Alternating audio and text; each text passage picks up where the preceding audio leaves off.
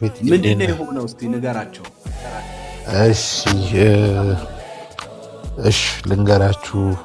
እንኳን በሰላም ተገናኘን። ስራ ቦታ ብድር ጠይቄ ነበረ። ከዛ በኋላ ያንን የተጠየቀውን ነገር ለፕሮፌት እንዲጸልይልኝ ነገርኩት። ከዛ በኋላ 2 ፊርማ ነበረ 2 ሰዎች ጋር እግዚአብሔር ባለው መሰረት ፕሮፌት በጸለየው መሰረት በሰዓታት ውስጥ ተፈርሞ ብድሩ እጄ ላይ ገብቷል እና ጌታ እነዚህን አመስግኑልኝ። የእግዚአብሔርን ሰው ጸጋው እንዲያበዛለት ባርኩት።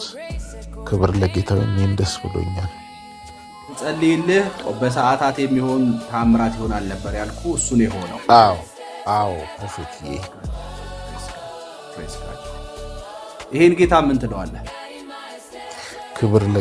ክብር ለጌታ ይሁን። በጌታ ቤት ጸናለሁ፣ በረታለሁ።